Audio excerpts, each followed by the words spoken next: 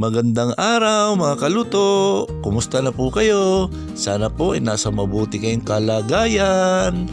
Ngayong araw po ay magluluto tayo ng tahong mga kaluto. Bali nilinis ko na po yan yung ating tahong. Nilinis ko yung kanyang shell. Yung mga tumubong shell sa kanyang shell, tinanggal ko po yun, yung kulay puti at yung mga buhok-buhok pong tumubo. Bali tinanggal ko po at bago ko po siya isinalang at pinakuluan mga kaluto. Pagkatapos po nun, pagka bumuka na po lahat, pwede na po nating hanguin. At eto nga po, tinatanggal ko yung kabilang shell at matitira po yung kabilang shell na may laman mga kaluto. Pagka natanggal na po natin lahat ng kabilang shell mga kaluto ay tagtarin na natin tong ating celery at pipinuhin po natin ito. Siya po yung ating ilalagay doon sa ating tahong mga kaluto. At pagkatapos po nating tagtarin yung ating celery mga kaluto ay isunod natin yung ating siling panigang para mayroon siyang unting anghang mga kaluto. At pagkatapos po nating matagtad tong ating siling panigang mga kaluto ay ihalo na po natin doon sa ating tinagtad na celery kanina mga kaluto.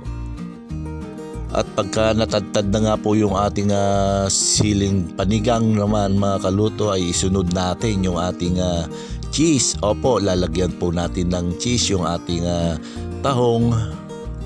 Bali i-slicein po natin ng maliliit yung ating cheese mga kaluto, yung katamtamang liit lang po, yung eksakto po doon sa ating shell nung ating tahong mga kaluto.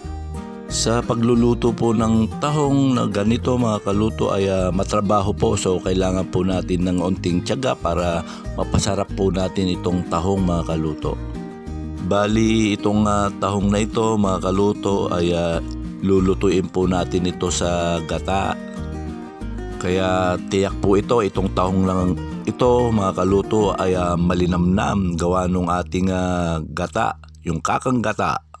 So yan na nga, tapos na tayo mag-slice ng ating cheese. Halo-haloy lang din natin saglit yung ating celery at siling panigang. At ngayon ay maglalagay na tayo sa ating tahong. Ilalagyan na natin ng ating celery at yung ating siling panigang. Ilalagay din po natin yung ating cheese at yan, dyan po tayo magluluto. Dyan lang po natin ilagay lahat. At pagkatapos na po natin may lagay lahat yan mamaya mga kaluto ay doon naman natin siya lalagyan ng gata. At habang tayo naglalagay, binabati ko ng happy birthday si Nanay Lucy at yung aking hipag na si Leia. Happy birthday hipag. At shoutout din sa mga may hilig sa tahong mga kaluto. Ito po, pwede po nyong gawin ito para sa handaan. At shoutout na din kay Kapitan Bobe Liberato ng Santo Tomas Peria, Quezon, Nueva Ecija. So ayan na nga, nilagyan na po natin lahat yung ating tahong. Ngayon naman ay ilalagay na natin yung ating gata mga kaluto. Yan, ganyan lang po ang paglagay para hindi po siya tumumba o matapon yung ating tahong. Yan po, mag-start na po tayong magluto. Sa pagluluto naman mga kaluto ay yung onting apoy lang po, wag po nating kalaksan at napakabilis po kasing masunog yung ating gata pagka malakas ang ating apoy.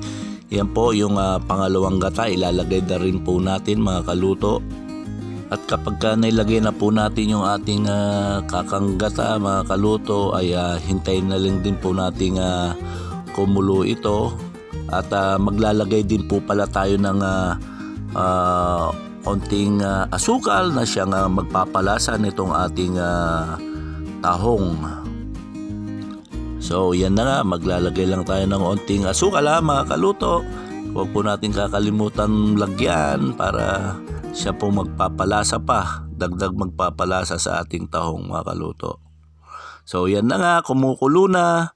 Pagkatapos kumulo, tikman na natin to mga kaluto.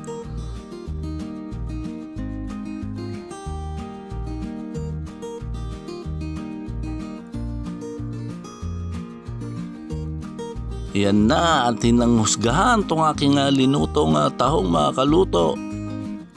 Yan, napakalinamnam mga kaluto. Hanggang sa muli, ito po ang inyong kaluto nagsasabing laging magdasal, count your blessing and stay positive.